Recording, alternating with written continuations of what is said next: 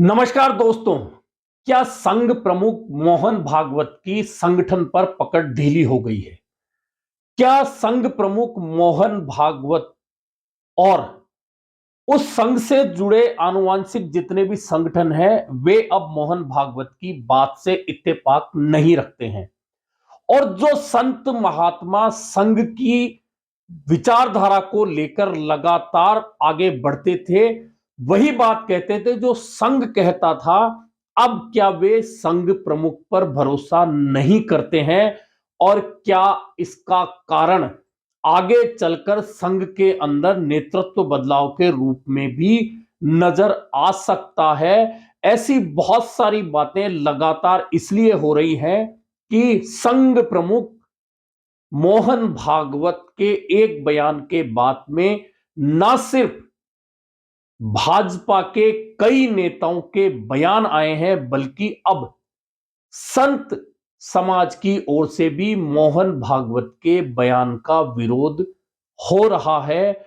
और यह विरोध धीरे धीरे बढ़ रहा है और कहा जा रहा है कि वे किसी संगठन के प्रमुख हो सकते हैं, वे हिंदू समाज के प्रमुख नहीं हो सकते। और हिंदू समाज के बारे में फैसला संत समाज ले सकता है, मोहन भागवत नहीं ले सकते हैं। हम उनके अनुशासक नहीं है, वे हमारे अनुशासक हैं। इस तरह की बातें लगातार हो रही हैं। दरअसल ये बातें इसलिए हो रही है कि पिछले दिनों संघ प्रमुख, पहले इस बात को समझा जाना चाहिए कि संघ प्रमुख ने जो बात कही वह किस संदर्भ में कही। दरअसल काफी समय से देखने को आ रहा है, पिछले कई महीनों से, कि लगातार मस्जिदों के नीचे या मदरसों को तोड़ने की बात हो रही है। बहुत सारी मस्जिद या मुस्लिम जो इबादत गाह हैं उनके नीचे मंदिर खोजने या मंदिर होने के दावे किए जा रहे हैं। और संभल का जो प्रकरण चल रहा है वह सबके सामने है। वहां लगातार इन चीजों की खोज हो रही है और बहुत सारी जगह ऐसी चीजें निकल रही है जहां हिंदू मंदिर या बावड़ी होने के निशान मिल रहे हैं। और इसी तरह ख्वाजा मोइनुद्दीन चिश्ती की दरगाह, जो पूरे विश्व में अल्पसंख्यक यानी मुस्लिम समाज का इबादत गाह है, और वहां सिर्फ मुस्लिम समाज नहीं बल्कि अन्य धर्मों के लोग भी आते हैं, उसके नीचे भी शिव मंदिर होने का दावा करते हुए कोर्ट में एक अर्जी लगाई गई थी जो मंजूर कर ली गई। लेकिन सुप्रीम कोर्ट ने कहा था कि जब तक हम कोई फैसला अंतिम रूप से नहीं दे दे तब तक कहीं भी कोई भी कोर्ट सर्वे का आदेश नहीं देगी। लेकिन साथ ही सुप्रीम कोर्ट ने यह भी कहा था कि जहां अभी जो काम चल रहा है उसे भी हम नहीं रोक रहे हैं। ऐसे समय में संघ प्रमुख मोहन भागवत ने पिछले दिनों एक बयान दिया था और कहा था कि हर मस्जिद के नीचे मंदिर नहीं खोजा जाना चाहिए, यह प्रवृत्ति सही नहीं है। और इसी के साथ उन्होंने कहा था कि ऐसा करके लोग यह सोचते हैं, कुछ लोग ऐसा सोचते हैं, उन्होंने नाम तो नहीं लिया, कि कुछ लोग ऐसा सोचते हैं कि ऐसा करने से वे हिंदुओं के बड़े नेता बन जाएंगे। हे जीवन जर ही हार्मनी जर जगाला पाहिजे असेल तर आपल्या देशात याचं मॉडेल उभं करायचं म्हणजे ही हार्मनी आपल्या देशात असली पाहिजे. श्रद्धेचा आदर त्यामुळे राम मंदिर झालं पाहिजे, ते होत आहे. हिंदूंची श्रद्धा असताना हिंदूंना वाटतं, परंतु असं केलं म्हणजे हिंदूमध्ये नेता होता येतं म्हणून, किंवा अतिरेकी भूतकाळाच्या ओझ्याच्या परिणामामुळे अतिरेकी तिरस्कार, द्वेष, शत्रुता, संशय याच्या पोटी रोज एक नवीन प्रकरण काढणे हे कसं चालेल? हे नाही चालणार. शेवटी आपण आपलं सोल्युशन काय आहे? जगाला आपल्याला दाखवायचं आहे की आपण सगळे एकत्र नांदू शकतो. आपल्या देशात त्याचा छोटासा प्रयोग झाला पाहिजे. तो प्रयोग करताना आहेत आमच्या या सगळ्यांना सामावून घेणाऱ्या अनेक पंथ संप्रदायांच्या विचारधारा आमच्या इथे आहेत. आता काही बाहेरूनही आल्या आहेत ज्यांच्यामध्ये चुकीनी का होईना पण कट्टरपणाची परंपरा आहे. अब उनका यह बयान जैसे ही आया, उस पर कई जगह से विरोध के स्वर उठने लगे और बहुत सारे लोगों ने इस पर सवाल उठाए कि संघ प्रमुख आखिरकार यह बात कैसे कह सकते हैं। लेकिन सबसे बड़ी बात जो कही और सबसे बड़ा विरोध जो आया है वह संत समाज की तरफ से आया है, खास तौर पर उन संतों की तरफ से आया है जो संघ की ओर से की जाने वाली बातों को लेकर हमेशा आगे बढ़ता था, उसी तरह के बयान देता था जैसे कि संघ की ओर से सामने आते थे। इन बयान में बहुत महत्वपूर्ण बयान है रामभद्राचार्य का। जी हां, कथावाचक रामभद्राचार्य से जब इस बारे में बात की गई तो उन्होंने स्पष्ट रूप से कहा कि मोहन भागवत किसी संगठन के प्रमुख हो सकते हैं, वे हिंदू समाज के प्रमुख नहीं हो सकते। इसी के साथ उन्होंने कहा कि यह बहुत दुर्भाग्यपूर्ण है कि इसी तरह का बयान दिया गया है और उन्होंने स्पष्ट रूप से कहा कि आखिरकार हम हमारी उन पुरातन संस्कृतियों को क्यों ना हासिल करें जो हमारी थी, उन पर कब्जा कर लिया गया। वहीं राम मंदिर को लेकर भी संघ प्रमुख ने कहा था कि राम मंदिर आस्था का सवाल था, वह बन चुका है, ऐसे में अब तमाम मस्जिदों के नीचे मंदिर नहीं खोजे जाने चाहिए। इस बात पर भी रामभद्राचार्य ने कहा कि आखिरकार वे इस तरह का दुर्भाग्यपूर्ण बयान कैसे दे सकते हैं। एकत्र होना चाहिए, पर अपनी ऐतिहासिक संपत्ति थोड़ी किसी को दे देनी चाहिए। ये मोहन भागवत का व्यक्तिगत बयान हो सकता है, ये सबका बयान नहीं है। वो किसी एक संगठन के प्रमुख हो सकते हैं, हिंदू धर्म के प्रमुख वो नहीं है कि उनकी बात हम मानते रहें। वो हमारे अनुशासक रहे हैं, हम उनके अनुशासक हैं।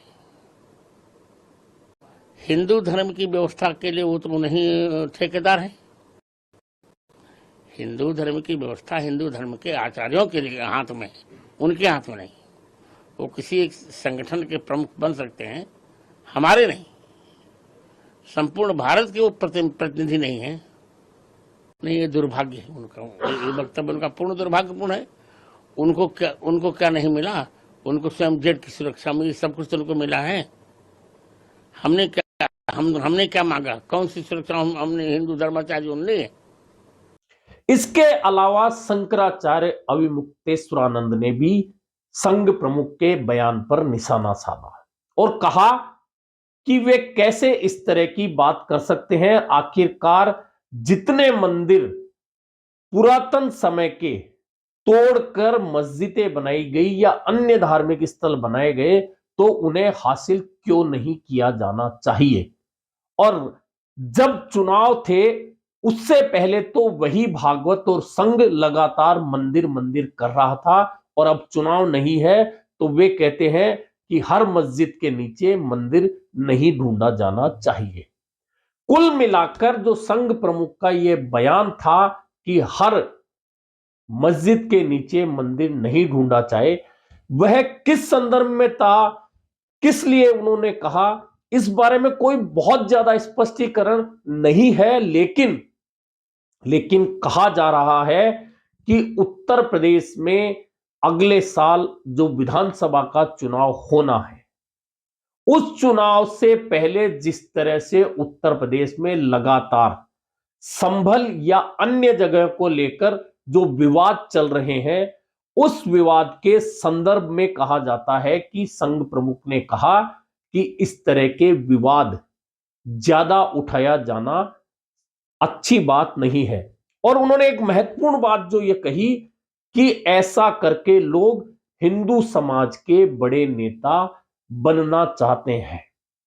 तो क्या यह सोचा जाए या लोग जो बात कर रहे हैं, चर्चा कर रहे हैं कि उनका निशाना योगी आदित्यनाथ जो कि उत्तर प्रदेश के मुख्यमंत्री हैं उनकी ओर था। दरअसल योगी जो हैं आदित्यनाथ, वे लगातार इस तरह के बयान देते रहे हैं। आपने देखा होगा कि महाराष्ट्र में जब विधानसभा का चुनाव था तब भी उन्होंने इसी तरह का नारा दिया था कि बटोगे तो कटोगे। हरियाणा में भी उन्होंने नारा दिया था और उस नारे का असर कहीं ना कहीं चुनाव पर पड़ा था। बहुत सारी जगह ध्रुवीकरण भी हुआ था।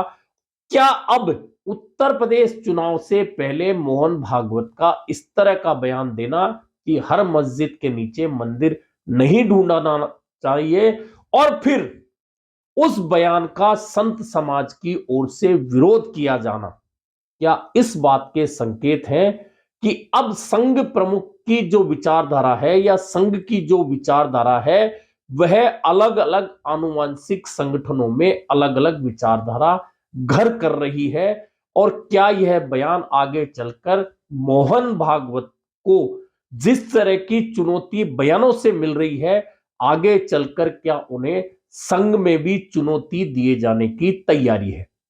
दरअसल ये बात इसलिए हो रही है कि जो इस तरह की याचिकाएं लगती है या इस तरह की मांग उठाई जाती है, वे कहीं ना कहीं जो लोग इस तरह की याचिका दायर करने वाले हैं, इस तरह के बयान देने वाले हैं, या तो वे आरएसएस या आरएसएस से जुड़े किसी आनुवंशिक संगठन के सदस्य होते हैं, नेता होते हैं, या फिर वे भाजपा से जुड़े नेता होते हैं।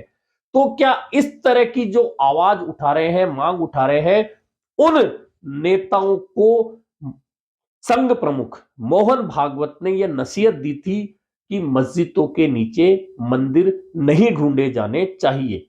हालांकि उनके इस बयान का अब जब विरोध सामने आ रहा है तो अभी संघ की तरफ से ना तो खुद मोहन भागवत ने कोई स्पष्टीकरण दिया है, ना संघ के किसी अन्य नेता ने अभी तक इस बात को लेकर कोई स्पष्टीकरण दिया है कि आखिरकार मोहन भागवत का यह बयान क्यों आया था। लेकिन जिस तरह से एक के बाद एक, चाहे वे रामभद्राचार्य हो, शंकराचार्य अविमुक्तेश्वरानंद सरस्वती हो, या फिर अन्य संत समाज के लोग हों, वे जिस तरह से मोहन भागवत के बयान का विरोध कर रहे हैं, उससे यह संकेत तो जा रहा है कि संघ प्रमुख की इस बात को लेकर संत समाज, हिंदू समाज के जो नेता बनने की दौड़ में है, जो बात उन्होंने कही थी, वे तमाम लोग अब उनके बयान का विरोध खुलकर कर रहे हैं। और एक बात जो उन्होंने कही थी कि हिंदू समाज के नेता बनना चाहते हैं, उस बात पर भी रामभद्राचार्य ने कड़ी टिप्पणी की है और कड़ी टिप्पणी करते हुए कहा है कि आखिरकार मोहन भागवत ऐसा बोलने वाले हैं कौन और उन्हें क्या नहीं मिला। आज वे Z+ सुरक्षा में हैं और हमने तो ऐसी कोई सुरक्षा नहीं मांगी और ना हम हिंदू समाज के नेता, बड़े नेता बनना चाहते हैं। हालांकि जो रामभद्राचार्य हैं, वे राम कथा वाचक हैं और राम कथा वाचक होने के नाते वे राम कथा कहने जहां भी जाते हैं, वहां राम कथा से ज्यादा उनके बयान चर्चित होते हैं। पिछले दिनों जब जयपुर में उन्होंने राम कथा का आयोजन हुआ था और वहां उन्होंने जो बयान दिए थे रोजाना, वे या तो पाकिस्तान से जुड़े हुए थे या हिंदू मुस्लिम से जुड़े हुए थे या भाजपा की राजनीति से जुड़े हुए थे। इस तरह के विवादित बयान उन्होंने लगातार दिए थे।